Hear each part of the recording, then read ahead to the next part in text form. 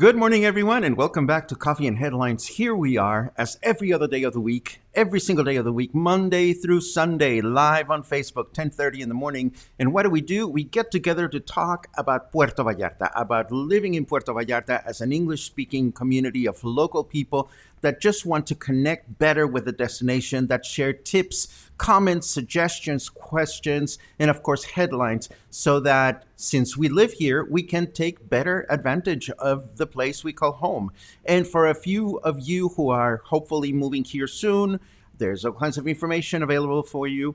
And for those of you who are travelers or tourists and somehow found us, well, you're also welcome here. You will find a little bit about what it is that makes us tick on a daily basis, how our lives are different than yours when you're just here for a week or two or for a month or for a weekend, whatever. If you're new to the broadcast, my name is Paco, and you cannot see this, but my hands are flapping as I'm talking down here. I love the fact that the camera doesn't see my hands because they flap. I create a lot of wind down here while I'm chatting with you. Anyhow, my name is Paco, and you can let us know that you're new by writing the word new in your comment. That way we can give you a proper welcome. And also, if you have any specific questions or comments that you think are important to address during the broadcast, it helps a lot if you add the letter Q to the beginning of that comment. So let us get started by seeing who's here and who's not here for initial welcomes, because we love to see people that we already know and love. My goodness, everybody's here.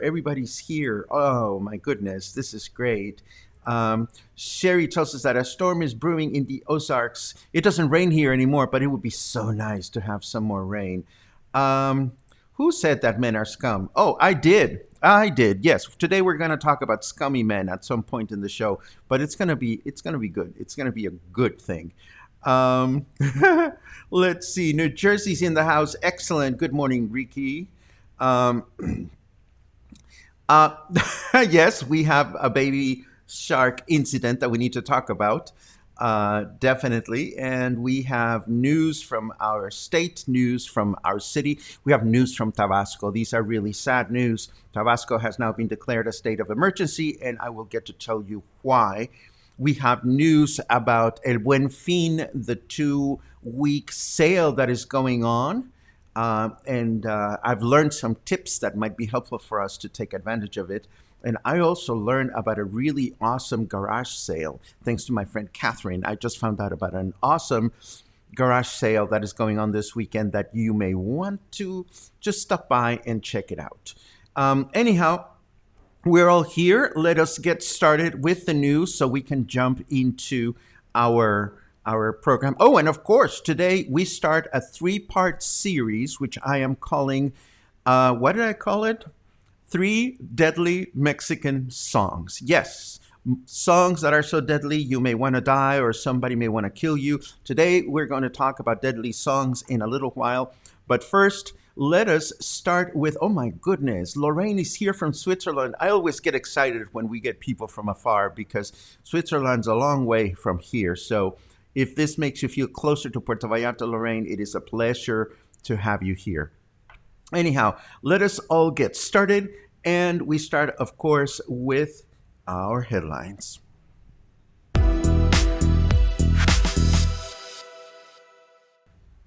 Well, yes, Baby Shark is in the house, and I don't mean the song. Apparently, a small baby shark, a small baby shark found itself stranded on a beach in Nuevo Vallarta, and fortunately, it was rescued and taken back to the ocean. This happened in front of a condo building called Delfines. Fortunately, the proper authorities were called immediately, and the shark was returned to sea. Apparently, he was stranded and confused and exhausted, so this is how he ended up on the beach. This is good news. And before we get started, Carmen asks about this garage sale, and I say, yes, this garage sale. No te preocupes, Carmen. Ahorita lo mencionamos. We're going to mention El Rayan's garage sale in a second. We don't want to miss that because this is our chance to own a piece of restaurant history here in Puerto Vallarta. But let me get back to the news. So we have the shark news out of the way. The other animal news is that crocs keep showing up in Marina Vallarta, and I don't mean the comfy shoes we get to wear. Apparently, well, some people might call it unusual, but it really isn't unusual because sharks. I mean, crocs got here before we did, but another one was trapped just meandering around Marina Vallarta. This is one of several news items that we've had about sharks that are hanging out. It is not uncommon. It is not uncommon in other parts of the world, actually. So hopefully these animals are not going to injure anybody. We've heard of a couple of dogs that have been gulped here and there, which is a nice reminder for you to not walk your dog out and about without a leash. You may not see him or her again. This Friday, the headlines from Vallarta Independiente is this Friday, nightlife returns to Puerto Vallarta. I don't know that this is good news or bad news. This is simply the fact that the emergency button operation concludes on Thursday. We announced this a couple of days ago, and things will go back to whatever normal is these days on Friday. There is no indication, as I mentioned yesterday, that the governor will extend the emergency button period. So let us hope that when people go back to nightlife, they do so responsibly, because ultimately this is what is going to move us forward as we recover from or as we live through the pandemic. And now I want to tell you a little bit about what's going on in the state of Tabasco. The Grijalva River overflew, and this whole thing goes back actually to the fact that, I mentioned that President Andrés Manuel López Obrador was in this region. He came to Nayarit to conduct some business here. We even covered a couple of headlines.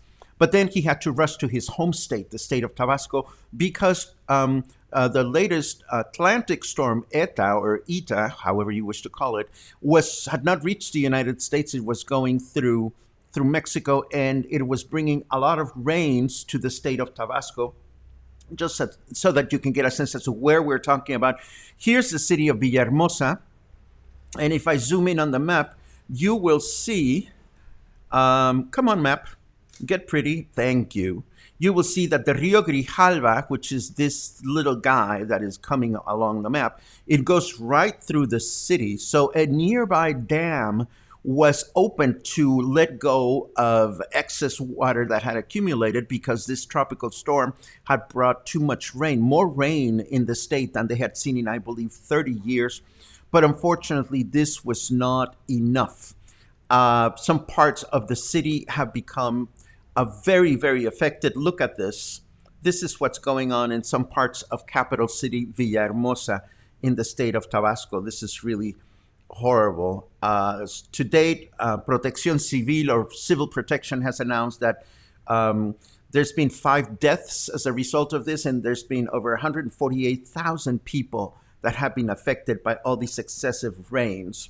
I mentioned this, of course, this is not happening in Puerto Vallarta, but it is quite possible that at some point in time we will hear about emergency efforts, local emergency efforts, trying to help the people in the state of Tabasco. So if you happen to hear of any local initiatives that are trying to help this population, and you have the means to contribute either with food or whatever it is that they're looking for, please consider doing that. A floating refrigerator, this is just so sad, so sad. But hopefully they will prevail. I also wanted to let you know that the governor of Michoacán is submitting papers to the Congress of the state today to make the use of face masks mandatory. We reported yesterday that in the state of Nuevo León, they are now putting people in jail for not wearing face masks, and we don't know exactly what's going to happen in the state of Michoacán.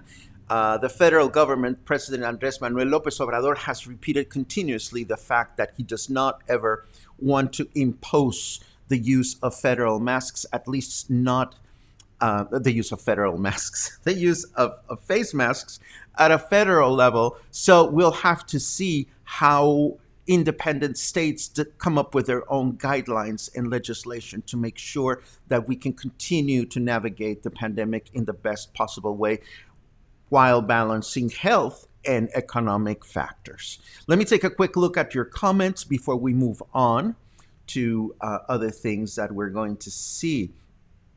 Let's see, there's a question here. Are garage sales a thing in Mexico?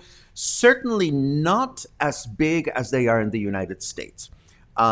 People will sometimes advertise that they're selling things, but it's more common for people to well, there's a cultural thing in the United States. When compared to Mexico, is a much more disposable culture, and I'm not saying that's good or bad. I'm just saying it is. I remember cycling through the suburbs of Boston and finding things on the trash can that people would put out on the sidewalk that I would be, Jesus, I want to take my bicycle home and bring my car and rescue this bookshelf or this, that, or the other.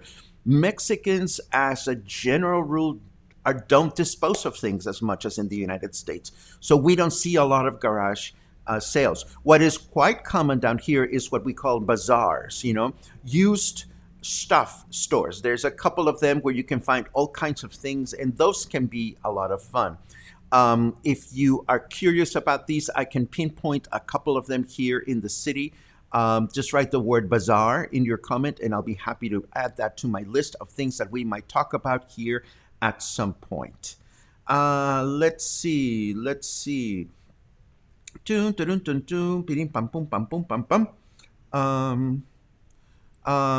to hear, Heather, that you're having issues with your computer. Things seem to be navigating fine over here. I hope it's not a widespread situation.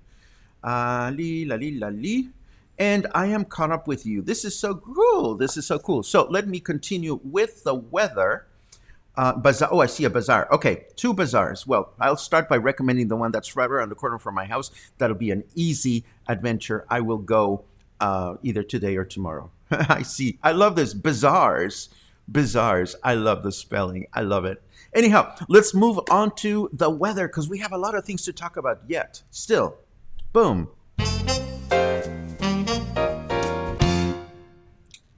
A lot of things to talk about still, a lot of things to talk about yet. Sometimes words, well, anyhow, English language, I never get tired of exploring it and discovering new words. I love it. 26 degrees, feels like 28. It's 78 degrees Fahrenheit. It continues to drop down ever so slightly. Humidity is a little disoriented. We have 72% humidity, but doesn't it feel cooler? Isn't it wonderful? We have 0 chance of rain, of course. I doubt we'll see any more rain for the rest of the season.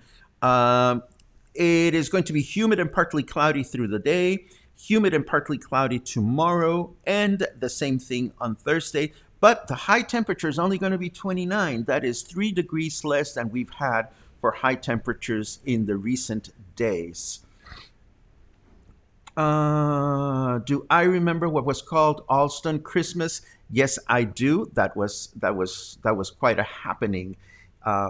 Let's see. In the States, there are the pulgas, which are the equivalent to bazaars. Yes, I've heard of the pulgas, the pulga is the Spanish word for flea. And, we are familiar with the phrase flea market, of course. Craig asks, what is a tianguis? Tianguis, the word means outdoor market, and it actually comes from the Nahuatl language, the language of the Aztecs. It comes from the term tianguisqui, which means, outdoor market. It is very well documented that even back in the Aztec times, there would be these outdoor markets where you could buy or trade everything from food to clothes and whatever. So tianguis continue to take place everywhere throughout Mexico. We have the Saturday tianguis, happens at the Libramiento. I'm sure you've seen it if you're here in Puerto Vallarta. And there are other neighborhood tianguis in Puerto Vallarta neighborhoods that are just as much fun. Probably not as much fun because the largest tianguis that we have in Puerto Vallarta is the Saturday tianguis. No, that's not true. The Saturday tianguis by the Libramiento is the largest that is easy to get to. There is a funky tianguis in a neighborhood called Mojoneras that you probably have never heard of, that is huge and strange and weird, and it goes for blocks and blocks and blocks. One of these days we'll go and we'll take a look at it. So let's see if Michal is going to the bazaar on Vienna. Yes, that's the one that's right around the corner from my house. And it is a fun, crazy cookie place. I'll bring my camera there and I'll just do like a little tour of what you can find at the Vienna Bazaar, because the Vienna Bazaar is very well known and it's a lot of fun. Can I take video of it? Gladly. Gladly. Absolutely. Unless you were talking to Michal. If Michal takes video, that's great. I will take video as well. So as long as we're talking about shopping and all these things, let us go back to the headlines. And let me tell you that, of course, El Buen Fin has started locally. It is expected that people will watch themselves going to stores because a lot of the local stores do not have an online presence. But El Buen Fin has started. It'll continue for, I believe it's 14 days. There were questions about this yesterday, and some answers reveal themselves. Yesterday, somebody was asking whether you want to wait for the better deals or whatnot. And this other headline tells me that most stores have announced that they will have different sales during the 12 days that El Buen Fin will happen. So it is a good thing to be checking if you're shopping for something in particular. Then from this other headline, we learned that there will be better sales during the next week, during the second week, or at least this is what is being expected. Now, how do you find out when or where you go for El Buen Fin? Well, we mentioned yesterday that Costco, of course, is advertising things and Amazon is advertising things on their Mexican websites. But here is the official Buen Fin website, where you can look at all the stores that are participating on the sale. You can look for specific stores here, or you can register your own business here. There's a button down here that says, I want to buy in a shop. So I imagine this takes us to a shop directory. There you go. It takes us to all kinds of subcategories. And then this one says go buy online, and it gives you a directory of all the stores online in Mexico that are having special sales. But of course, if you're going to be spending money, keep this in mind. And this is what my dear friend Carmen was mentioning just at the beginning of the show. El Rayan, our beloved, former, most wonderful, most popular, most incredible Mexican restaurant, is now having a garage sale on Saturday and Sunday. That will be this weekend from 10 a.m. to 4 p.m. Here is a chance, as they wrote it, to take home a little piece of history from our beloved port, as well as being a very practical kitchen and service equipment. There will also be chairs, tables, plants, and more. So I know exactly what I'm going to be looking for. I'm going to go on Saturday. I don't know if they'll still have them available, but there's a little something that every time I went to El Rayan, I looked at with fondness. Maybe they'll be there, maybe they won't be, but I will keep you posted. Suzanne asks, where do I find that website on El Buen Fin? On the show notes, of course. As you know, at the end of every broadcast, I put together all the websites, all the URLs, all the things that we discuss, so that you can peruse them on your own. Vince asks, is the Vienna Bazaar on Saturday or every day? The Vienna Bazaar is open every single day of the week. So every single day of the week is a good place to go. Dana Douglas asks, will Market and Romantic Zone Plaza happen next week? The answer is, I have no idea, but I would recommend checking their website, their Facebook page, so that you can get an answer on that. Moving right along, what else do we have here? Oh, yes, don't let this happen to you. This is a sad bit of news because a well-intended lifeguard saw some turtles hatching during the daytime and decided to set them free or help them get to the ocean. And he must have been a newbie lifeguard, because the worst thing you can do if you see turtles coming out of the sand and hatching during the daytime is take them to the ocean. Why? Because during the daytimes they become instant food for all the seagulls that are hanging out. This is why most responsible turtle release programs take place late at night, because that way there are no birds around that are interested in having the turtles for lunch. So if you ever find yourselves either having found turtles during the daytime, or somebody invites you to participate on a daytime turtle release program, it's not the way to do it. It's not the way to do it. Arlene asks, is the Vienna market on Vienna Street? That is like 5 questions about the Vienna market in a row. So what I'm going to do is I'm going to look for their Facebook page, and if they have one, I am going to add it to the show notes. And if they don't have one, again, I will go today or the day after today. That will be tomorrow. And I will go and take some photos and some videos so that you can all see it. Boom, bing, bam, bam. Moving right along. Oh, this is fabulous, maybe. Before the pandemic, Vidanta, we know Vidanta as the big developer just north of the border with the state of Nayarit, had announced a series of luxury cruises that they're going to start with their own vessel. They have purchased a tiny little cruise ship. Well, tiny when compared to the big ones. And of course, they had made several announcements that they would be sailing on a daily basis or a regular basis, providing a luxurious cruise experience here in the Pacific Ocean. This would be just a Mexican cruise. And apparently we're going to see the vessel docked here in Puerto Vallarta for 3 months while this operation begins. This new luxury cruise adventure is going to go, according to this headline, from Puerto Vallarta to Mazatlan and back. And the home port is going to be Puerto Vallarta. So it will not start operations, according to this, until next year. It's called the Vidanta Elegant.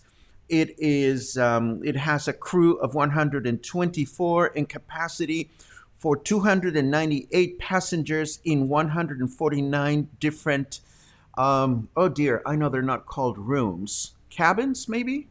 149 different cabins.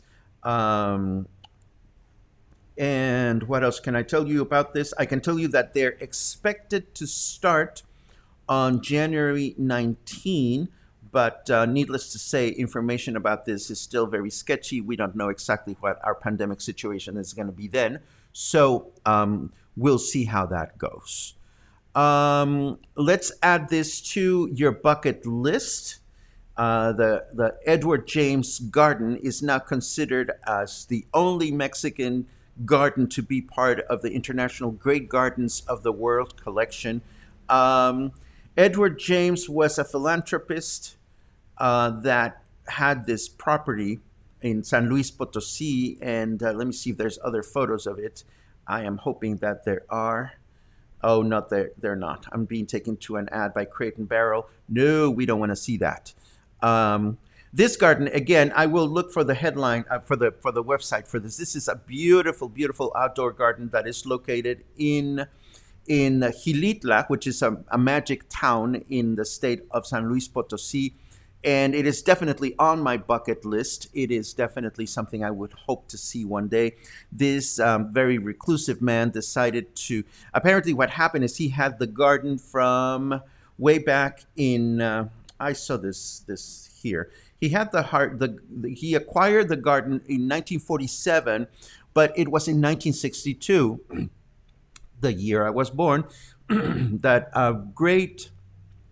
big freezing temperatures destroyed most of his collection of botanical acquisitions, plants and whatnot. And it was then that he started building these surreal concrete structures all over the garden. And he continued doing that until he died in the year of 1984. And then the garden was opened in 1991 to the public. It has over 40 different structures and sculptures that you can enjoy while you're there.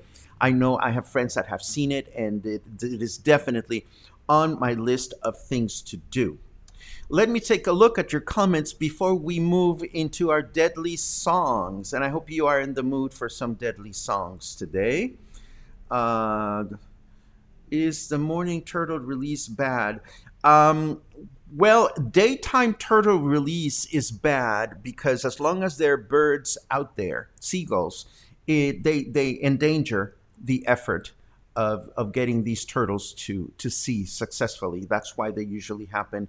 Happens at night. Jorge thinks the idea of going to Mazatlan by boat sounds amazing. I agree, although I am going to wait and see how expensive it is, what the experience is like, etc., etc. Lynn asks, can I recommend best ways or places to meet other older singles? Not specifically, but I have found, regardless of my age, that if I stand a better chance of meeting the people that I want to meet when I go do things at places that I enjoy doing. If there are specific places that one could go, I'm not so sure, but I hope that somebody from the community will fill in the blanks if they've had a different experience. Okay, so before we end, and I have a couple of little bookmarks that I want to share at the very end, we started talking about Besame Mucho the other day, and I want to make sure that I clarify my remarks about Besame Mucho. I said that I'm going to puke if I hear it again, and I want to clarify that. Besame Mucho is a beautiful song. It is unfortunate that it is such a popular song that a lot of people request it too much, perhaps because they don't know what else to request. Conversely, or along the same lines, rather, a lot of musicians that the restaurants that play at restaurants, a lot of musicians that play shows here figure, well, what are we going to sing that the gringos know and love? Oh, well, let's sing them Besame Mucho because that's what everybody knows. So what's the problem with that? The problem with that is that, I mean, there's many ways to sing a song, and Besame Mucho is a beautiful, very intimate song, and it's kind of like eating. You know, if you concern yourself with the ingredients and the savor and experience, that's one way to eat. Another way to eat is to simply, say, I'm fucking hungry, just give me some tacos, and you go, nah, nah, nah, nah, nah, and you're not really caring about what you're eating. I mean, the song delivery has a lot to do with it. And in my mind, and in my humble opinion, too many people sing the song, and they don't really think through the lyrics. So it is going to be our mission to introduce you to other songs. Sometimes they will be beautiful songs. Sometimes they will be cheesy, tacky, bad songs. But I would love it if by sharing songs with you, you would learn a little bit more about the Mexican psyche. So today we are going to start with the first part of a 3-part series that I'm calling 3 Deadly Mexican Songs.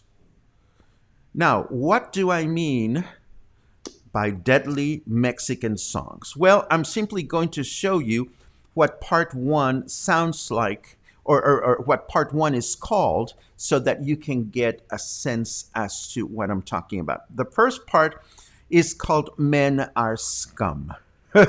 So what am I talking about here? Deadly Mexican songs and Men Are Scum. Yes, we are going to sing about hateful songs. We're going to talk about hateful songs, or songs that wish people something so awful that they are deadly. Absolutely deadly. So how could you hate somebody so much that you want to write a song so that you wish them death or you wish them evil? Well, it happens in love. Or rather, it happens when you fall out of love. And probably the grand high priestess in Mexico of this kind of love hurt, macho men are scum, Mexican men are awful, is none other than Francisca Viveros Barradas, known as Paquita la del Barrio. She is huge, and I don't mean her dress size. She is huge. Paquita la del Barrio has got to be one of the most revered, angry women with a microphone in Mexico. I mean, she has mastered the genre of I hate men, I hate macho men better than anybody else. Although we have somebody called Lupita D'Alessio that is just as evil. Paquita la del Barrio's songs usually take stands against Mexico's sexist macho male culture, which has made her extremely popular with female audiences. She is very confrontational, and she has a signature phrase with which she usually teases male spectators at her shows. And her phrase is, "Me estás oyendo inútil?" which literally means, "Are you listening to me, you good for nothing?" So, women love to go to their shows. I've seen her live, and she's absolutely divine. Now, Paquita la del Barrio is great. And Jorge is getting ahead of me because that's precisely what we're going to talk about today. We're going to talk about a song called Rata de dos patas. She is just absolutely exquisitely vile. So we are indeed going to take a look at her biggest hit, which is Rata de dos patas, which means two-legged rat. Now, what we're going to do here is I'm going to show you the lyrics, and I'm going to translate the lyrics to English. And before we do that, please note that there is no four-letter words here. What has happened in this song is crafted with the most beautiful, sophisticated Spanish insults you can possibly find. So let's just go dive into this, and please laugh along with me as I translate this song, which starts like this. Unclean rat, crawling animal, human waste, poorly made eyesore. That's the first verse. The second verse, subhuman, spectrum from hell, cursed worm, how much you've hurt me. Maldita sabandija. That is just a great phrase. These are just beautiful, beautiful, completely legal insults. No bad words here. This is total dinner conversation. The next verse goes, vermin, poisonous snake, waste of life, I hate you and despise you. And then two-legged rat, I'm talking to you because a crawling bug, even being the worst when compared to you, is just a beginner. And then, cursed leech, damn cockroach, you infect where you sting, you hurt, and you kill. So this is Rata de dos patas. Now, you might be thinking, oh, this has got to be like a nasty heavy metal song. And no, it is just this very gentle bolero, which she performs with a mariachi background. And if you don't know the lyrics, you would have no idea that this is like just a deadly song. It's absolutely deadly, but it's beautiful. I mean, it's well crafted. We're going to talk about the songwriter on part 3. But before we get into part 3, let me tell you that part 2 we are going to address tomorrow, and part 2 is called Women Are Scum. So today, Rata de dos patas is all about men that are scum. And of course, I'm going to leave you with the link so that you can enjoy the song and you can watch it with the lyrics going on. And it is it's vile. It is absolutely vile. But it's not quite as vile, or maybe it's vile in a Mexican way. It's not quite like a Shakespeare insult. And as long as we're talking about Shakespeare insults, in case you don't know it, everybody should know this website, the Shakespearean Insult Generator, because all you have to do is click on this button and you get one after another. Thou villainous flap-mouthed hunger mugger. And if that's not bad enough for you, thou mumbling, rude, growing, filthy rogue. So I'm going to leave you with a website for the Shakespearean insults as well, in case you want to have it. Let me take a quick look at your comments before I share the last headline, which made me laugh so very, very hard. For a beautiful guitar, listen to Mario Montalvo. Okay. I'll listen to beautiful guitar. And please know it's not just filthy and horrible vindictive songs that we're going to share here. I have a queue of beautiful songs that you're going to enjoy. I see karaoke in the future. Oh my God. Gay men love to sing Rata de dos patas in karaoke, and women will love to sing the song. You go hear Paquita la del Barrio live, and just the women go nuts. The women go nuts. The fabulous the Rubio triplets singing Besame Mucho is fabulous, but it is fabulous. No, it is fabulous. They're fabulous. I have my own beef with Besame Mucho, and we'll get into that. And you're right, Michael. She is absolutely funny. She has another song called Taco Placero, which is literally means pleasure taco, in which she talks about how this man took her out on a date and he turned out to be puny. And the lyrics say something along the lines of I was expecting a big feast. And when it came down to you doing the deed, you were not even as good as a taco. So so again, she is absolutely delicious. Let's see. Yes, we've all known a rat or two in our time, so you may or may not identify with this. Okay, the last headline for the day, so that I can send you on your merry way, has to do with the name of this brand new, newly approved coronavirus drug. And I just read this morning because the FDA has granted emergency authorization to a new treatment for patients with a drug called bamlanivimab. Yes, you heard that right. Bamlanivimab. And the tweets that have resulted are just absolutely funny. There's one down here. No, not that one. Which one? Top 5 Lovecraft gods ranked. And they put bamlanivimab on number 5. It's like they wrote the drug is called and suddenly something terrible happened. I mean, who names a drug bamlanivimab is a mystery to me, but there you have it. Maybe the cure is as deadly or as painful as the name of the drug. Let me take a quick look at your last minute comments. Your last minute comments. Let's see.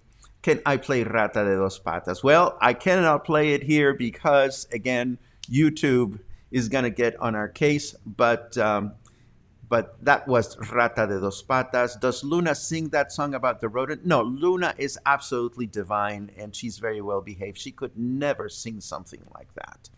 So let's see. Suzanne agrees with me. It's overused, and this is about Besame Mucho. It's overused and wrongly interpreted. That's the bottom line. And and La Bamba is another one. It's so what we're going to do is we are going to talk about, well, first of all, we're going to endure 3 days of deadly songs. And then I have a very, very special song that I've been working on to share with you because it has a lot of historical and emotional and political context. And we will get to that in a second. But not in a second, in the very near future. I am looking at your answers, and these are really funny. Paco sounds like Beelzebub's brother. Love it. Surprise current U.S. president and slip his name into the vaccine. Now, Sean, we've decided we're not going to be political here at Coffee and Headlines, and we're going to stick to that. Vita Mita Vegemin, probably, and like even La Cucaracha. We have to talk about La Cucaracha at some point. Anyhow, we're done. It's Tuesday, so I hope you have a fantabulous day. I hope you'll stay happy, stay kind, stay calm, stay cool now that it's cooler. Stay in touch. Stay singing, and stay in touch, and stay coming back to Coffee and Headlines. Recommend what we do here if you have a good time. If you don't have a good time, let me know, because ultimately we want to make sure that Coffee and Headlines is a good experience for you all. In the meantime, I hope you'll have a blast, and I hope to see you soon. Have a great day. Ciao.